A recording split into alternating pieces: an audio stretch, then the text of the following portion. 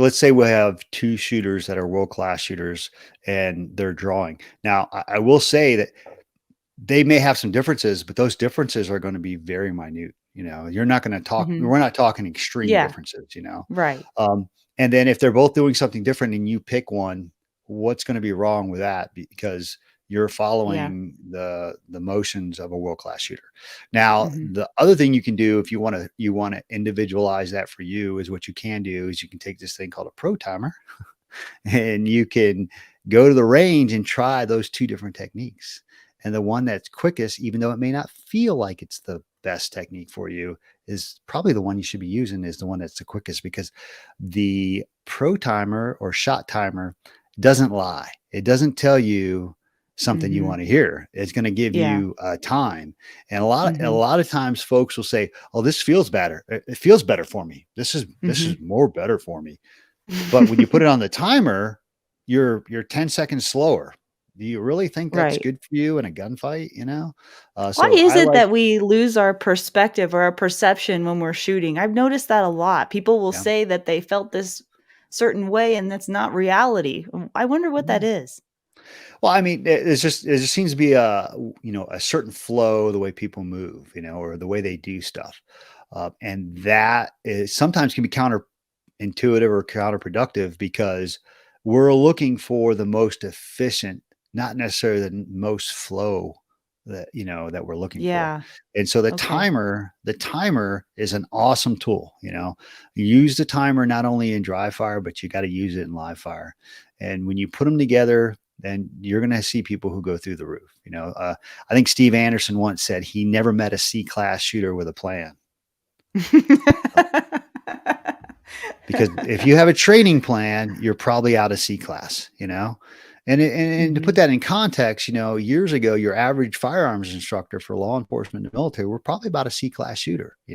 So that's not a bad shooter. Mhm. Um, and so, how do you get out of that? How do you go from C-class to B-class?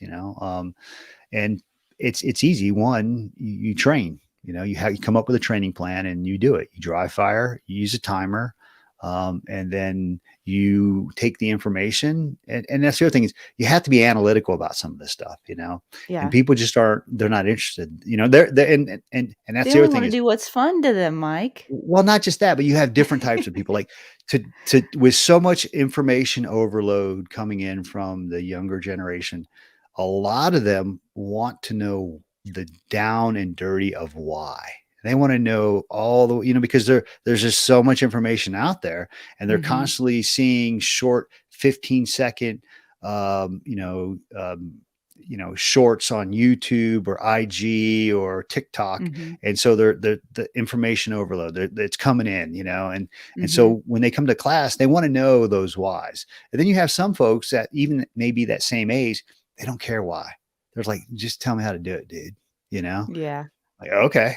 And Yeah. they'll rep it out and do it over and over again. So you have different types of folks who will learn different methods or learn for whatever reason a different way. But either way, you have to show them what is right through Yeah. demonstration, and then they have to show themselves on video. And so that is the key for some folks who, how do I say, some folks, they want to go to that next level. And if they're going to do it on their own without a coach, Mhm. then they need to be able to self-analyze. They need to be able to review. They need to be very analytical. If they got a coach and they got someone telling them what to do, then hey, that's fine. They just do it the way their Mhm. coach tells them to do it. Mhm. But most of us don't have that ability. Most of us don't have the ability to go, hey, coach, what do I need to do today? Um, Right. and so that's something Well, else to consider. I would argue I think some of the best coaches are the ones that can teach you something in a class, but then can give you the tools you need to take that home and work on that yourself. I find that I've only found a few coaches that were able to do that, and that's a very valuable thing that you can take from a class when you're able to go home and go, "Oh, I don't need that person standing next to me the whole time." In order Yeah. to improve or get better because you know the why of what you're doing and you've understood it on a deeper level, then you can take that and apply it once you get home, and I think that's incredibly valuable. And that is, I think that's important. that when someone leaves a class, and I got caught up on this, but I'll say this, and some people will say, "Oh, well, how does he know?" And I know this because I got caught up on it. But I went through a period where all I did was, especially when I was in the military and your tax dollars were paying for my training, all I wanted to do was go to training classes. I'm going to get better if I go. We go train with this instructor, we're going to get better. We go to train with this instructor, we're going to get better.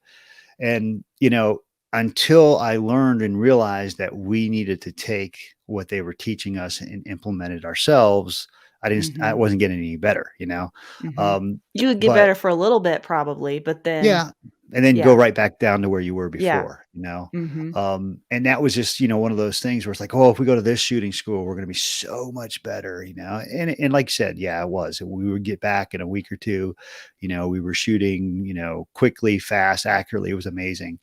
And then a couple weeks later, because we weren't following up on the training regimes that they had recommended.